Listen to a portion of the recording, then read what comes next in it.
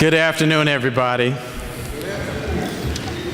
Some of you know that I played football in high school and at Morehouse College, and my position was cornerback. I will say now that I've sat through the program and waited, I now know how it feels to be a kicker who's about to kick a 50-yard field goal and who's being iced before the kick. But it certainly is my honor and pleasure to be here today. And I'd like to thank everyone for joining me as we unveil the exciting days ahead in 2017. Special thanks to the Council for Quality Growth for hosting this wonderful event, and the Atlanta Homeward Choir for the beautiful presentation of the national anthem. Those brothers, as Michael pointed out, have sung at the White House, so I guess I must be important. I also would like to thank my rabbi, Peter Berg, my friend, who's the rabbi of the temple, for the outstanding invocation. And I'm looking forward to the benediction being given by Reverend Ayer from the One Spiritual Center. She'll be giving the benediction at the end of the program. And of course, thanks to all of our sponsors, as well as our county manager, Dick Anderson, our department heads, and our wonderful new vice chairman, Joan Garner, who I am excited to work with hand in hand. Let's give our sponsors and everybody on the program a round of applause.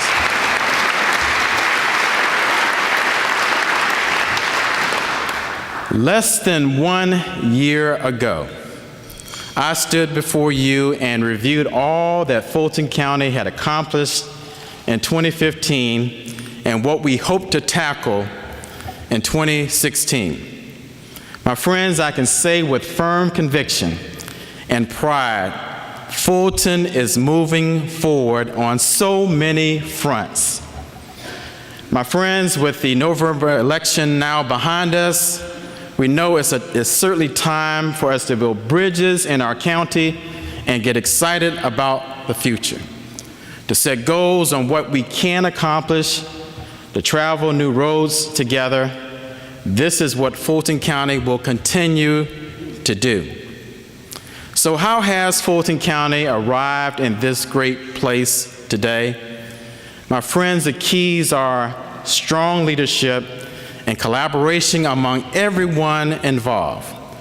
The dedicated Board of Commissioners, our Fulton County Manager, Dick Anderson, the talented department heads, and the 5,000 county employees who give their all every day.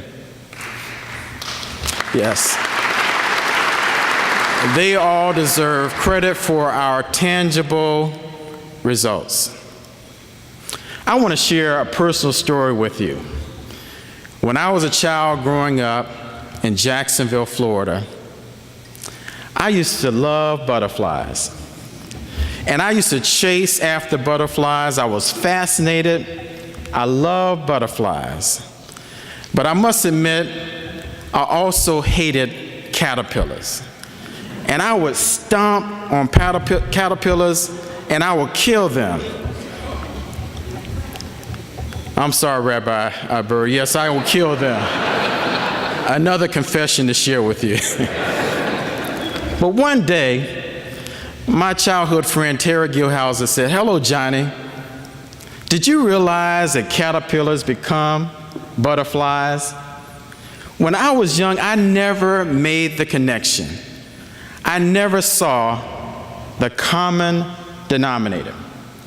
And that's what it's all about. If you want to accomplish something, find the common denominator. We have done that right here in Fulton County. Black and white, Democrat and Republican, Jew and Christian, gay and straight. I've said it before and I'm going to say it again. We have come together to sit side by side and tackle the tough issues: transportation, economic development, criminal justice reform, and the start of a new city. I know I'm certainly excited about the future. We're not only on the right track, but my friends, we're going full steam ahead to move Fulton forward. Let's recap. Last November, we did something huge in Fulton County, and that was in the area of voting. In November, Fulton County had 24 early voting sites, the most in the entire state of Georgia. Some of the polls were open 7 days a week. It was unheard of. And we turned out to shatter records. More than 441,000 people went to the polls. That's nearly 75% of the registered voters. It couldn't happen without our Director of Elections, Rick Barron, and poll workers like George Pinkerton, a retired resident who's been the poll manager at Mountain Park for the past many years. George has told me that he admits that 2016 was crazy with so many people turning out, but he loves being involved, and we thank him and all the other poll workers. So let's give Rick and George a round of applause for all the work that they did during last year's election. One of the things that you voted for, one of the things that I'm most proud of, one of the things that's going to have a tremendous impact on all of us, and that's the T-Splosh. 3/4 of a penny, sales penny tax for transportation improvements. Without a doubt, yes, without a doubt, it will move Fulton forward. Let me tell you, it wasn't easy, but through collaboration and relationship building, my friends, we did it. We put differences aside and found the common denominator. We agreed that we couldn't just sit back and wait for transportation headaches to get worse. And so I'd like to first of all recognize Brandon Beach. I'd like to recognize Speaker Pro Tem Jan Jones.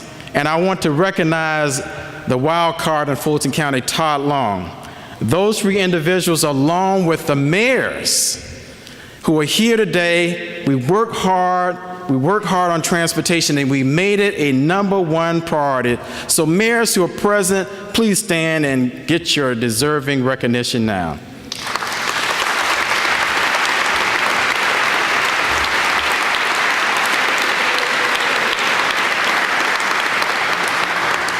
The T-Splosh can raise some $655 million over the next 5 years. The best part, you pick the projects, the ones that will make a difference in your own backyard. Sidewalks in Hateville, bike paths in Sandy Springs, and bridge repairs in College Park. Now, my friends, comes the next step in 2017. Fulton County is looking at what role MARTA can play in our transportation future. In Atlanta, a MARTA funding measure passed overwhelmingly last November, and we want to see if we can capture that momentum as we move Fulton forward. We have already started studying transit options. In fact, we just came back from Dallas, Texas last week, 60 people strong, elected officials and private individuals, and we looked up close and personal at the Dallas transit system. Special thanks to Commissioner Liz Hausman for coordinating this important trip, because we discovered that transit in the suburbs can be our friend in terms of development. We now have some great ideas on how transit can also work here in Fulton County. We expect some productive and spirited discussions, my friends, in the days ahead. We'll talk about spirited. Imagine our criminal justice partners in one room. No, my friends, that was not easy, especially when we had Paul Howard in the room. my friend. But like the mayors, the justice team, we came together. There were Superior Court leaders, the district attorney, the sheriff, the public defender, the clerk of courts, and the list goes on. We hammered out an ambitious plan to move Fulton forward. In 2016, we committed $2.5 million to make major changes in the justice system.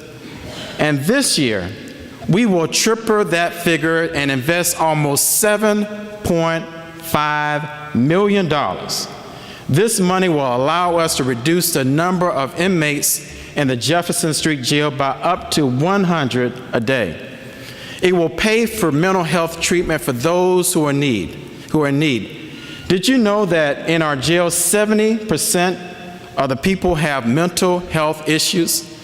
And the funds will be used to erase the county's massive backlog in the courts. In the solicitor's office alone, we plan to process 29,000 cases. And all of our actions can potentially save us up to $8 million. That's right, my friends, $8 million of your tax dollars. That money can then be pumped back into the justice system and reduce jail numbers even further. As part of our justice overhaul, we held the county's first ever expungement summit last October. And what an incredible success.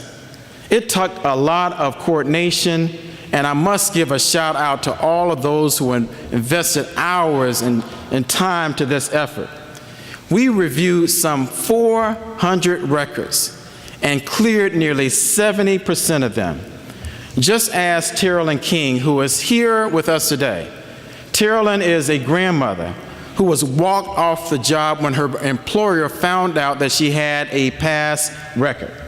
Stand up, Ms. King, today. Your name is now cleared as a result of this effort. Let's give her a round of applause.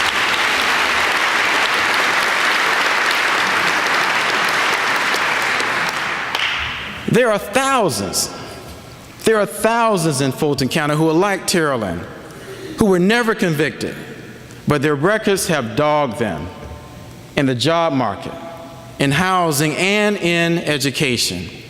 And we want to give these individuals a second chance in life. The success of October's event has Fulton County moving forward, but we're not going to stop there. We're now planning the largest expungement summit ever on April the 29th. Not sure if they have a category for what it in the Guinness Book of Records, but we'll see if they can add one more, because it certainly is worthy of breaking a record. In short, we want our justice reform effort to not only be a model for Fulton County and the Southeast, but for the entire country. I want you to know that our efforts to keep all people safe ramped up in 2016, and it will continue in 2017. The county has invested $6.5 million to modernize our 911 system. We beefed up our police and fire fleet and equipped our police officers with state-of-the-art body cameras and dash cams. We are investing in our juvenile justice system to keep repeat offenders off the street. And to the people of South Fulton, as you establish your new city, Fulton will also move you forward. We promise to provide you police and fire protection and all the services that you expect and you deserve. And we, my friends, are here with you. Your success is the county's success. And South Fulton is just one area of the county that is booming with economic development. As Al pointed out in his presentation, UPS announced in November it will open a $400 million package facility that will create more than 1,200 new jobs. Mercedes-Benz broke ground on their new headquarters in Sandy Springs that will open in 2018. Anthem is locating a tech center in Midtown and bringing 1,000 jobs. And did you know that there are some 400 film and entertainment-related companies operating right here in Fulton County? Our new development arm, Select Fulton, is the county's economic engine that is working to attract even more companies in 2017. I want to share a few numbers that paint a real picture of how we are moving Fulton forward. Fulton County has nearly 820,000 workers, the most in the state of Georgia.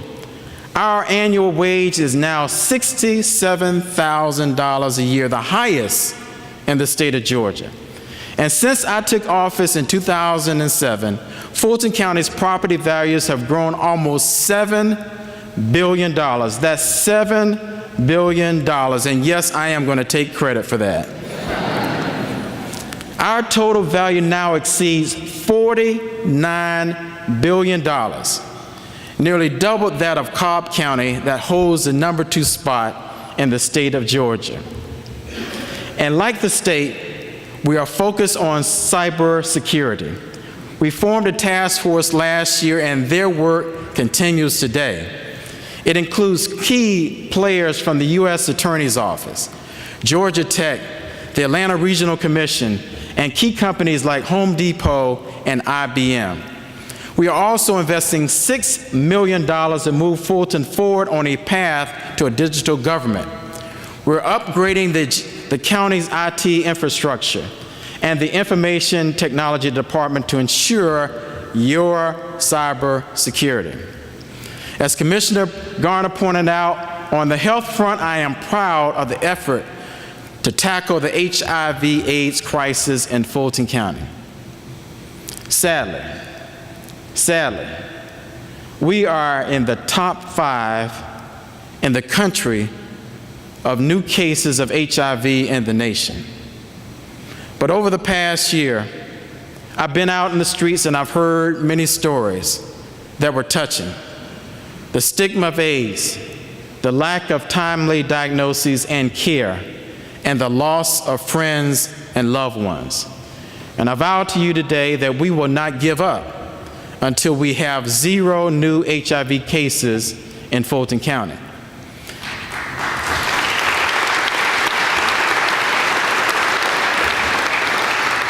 As part of our efforts, we are one of the only counties in the nation opening a PrEP clinic on college campuses to help at-risk populations. PrEP is a 1 pill a day drug proven to prevent HIV transmission. We will open our first clinic at Morehouse College, my alma mater, later next month. Then we plan to expand to other college campuses in Fulton County. We've already secured funding for this ambitious effort from a pharmaceutical company and an insurer in a unique public-private partnership. I could go on and on and on. I'm excited and I'm proud about what this county has accomplished. We formed an interfaith council that has brought all religions together to better understand each other and the challenges that we face. We have a sex trafficking task force to help our most vulnerable victims, our most vulnerable people. We have people like Carla Miles, who I met a few years ago. Carla has been brave enough to tell her story of how she has been used and abused for 20 years in the streets of Atlanta. Carla Miles, are you here today? Let's give Carla a round of applause for her bravery. Carla, thank you for sharing your story, your journey, your testimony, but also thank you for serving on the task force and reaching out to help others. Now, I must mention that we have also built 8 new libraries, and we're renovating 24 more, including our historical Central Library, which will be a state-of-the-art facility, and it will be the envy of many. Our investment will ensure that our young people will have the resources that they need to succeed. Folks, we have found the common denominator. I close by citing a recent survey done by Kennesaw State University. It found that 3/4 of Fulton County residents are satisfied with our services. That's 75%. 3 out of every 4 are satisfied with Fulton County services. That's a number to be proud of. But I want you to know that we can do even better, and we won't stop until we hit 100%. We are one of the most diverse counties in the state, but I stress we have found the common denominator. We have found the will, we have found the determination to make Fulton the best that it can be. We are black, we are white, we are north, we are south, we are gay, we are straight, we are Christian, and we are Jew. We promise that collaboration will be used to determine success in our county. Together, my friends, we will rise up, and we will move Fulton forward in 2017. Thank you very much.